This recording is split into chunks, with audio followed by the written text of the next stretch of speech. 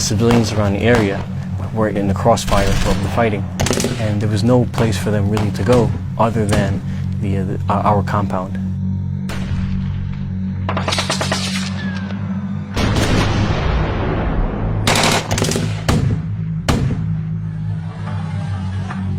People just streaming in. We couldn't control the amount, and of course you couldn't say no to people seeking shelter and help and protection from us. We didn't ask anybody, are you pro-government or anti-government, so it didn't matter, and we didn't know. We were just there to protect whoever showed up in our gate.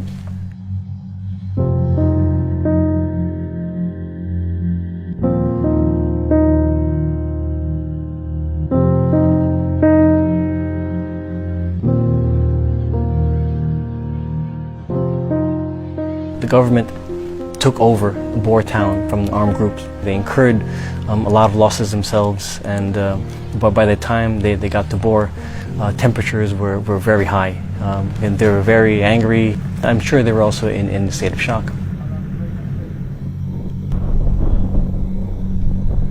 A senior government official had landed in the airfield. I greeted the senior government official, and he asked me point blank, are those people in your compound pro or anti-government?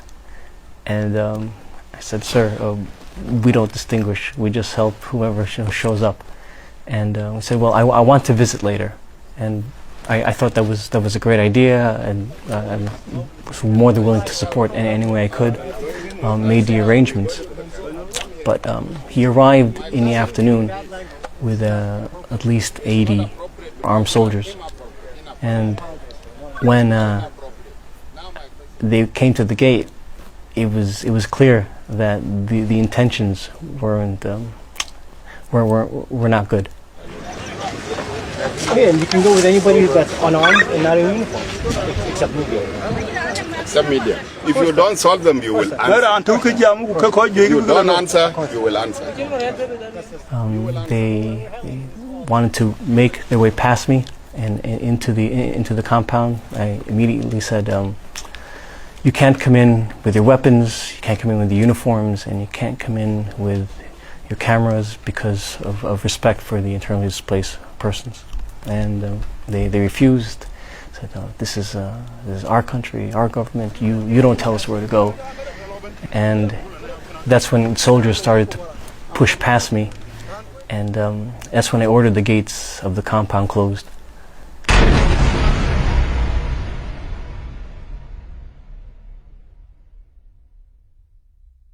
It was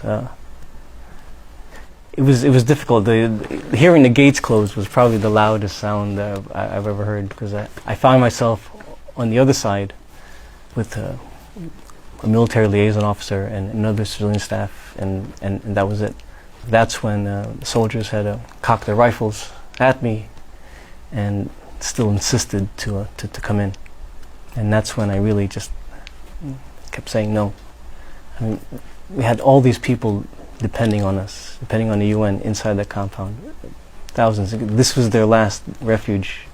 There was nowhere else. I mean, this point was not negotiable.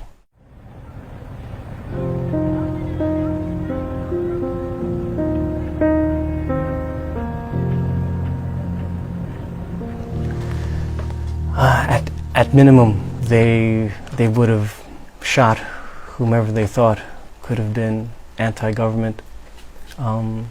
They would have perhaps taken people out and arrested them. There's a multitude of things that have happened, and none of them were good. I really think about it so much before, but afterwards I had time to reflect.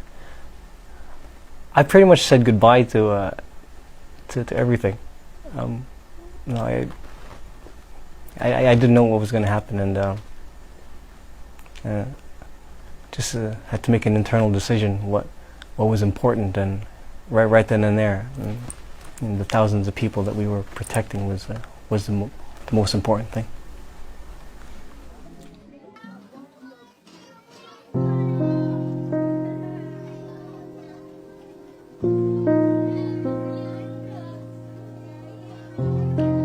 Then it was back and forth for I couldn't even tell you how long. It could have been a minute, it could have been an hour, but it was what felt like a long time.